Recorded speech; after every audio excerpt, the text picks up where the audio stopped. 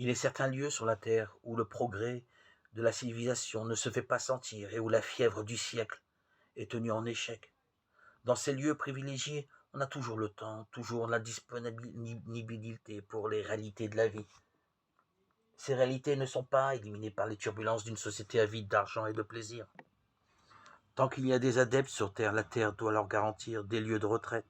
Ceci est une loi de la nature qui, elle-même, n'est qu'une expression extérieure d'une loi capitale de la supernature. La demande adressée par le néophyte n'est pas entendue jusqu'à ce que la voix qui la profère ait perdu le pouvoir de blesser. Il en est ainsi parce que le monde astral divin est un endroit où l'ordre règne, comme il règne dans le monde naturel.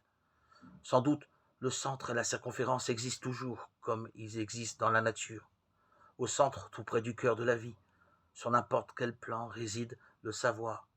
Là règne l'ordre parfait, tandis que le chaos rend trouble et confus le bord extérieur du cercle. En fait, la vie qui anime chaque forme ressemble plus ou moins exactement à une école de philosophie.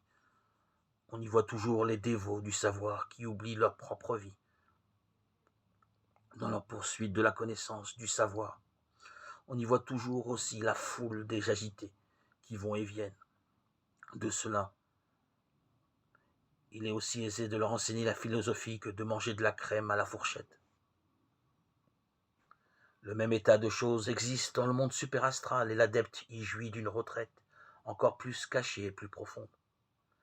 Cette retraite est si sûre, tellement à l'abri que par un son, pas un son, pas un seul son, impliquant la moindre discordance, ne peut arriver à son oreille.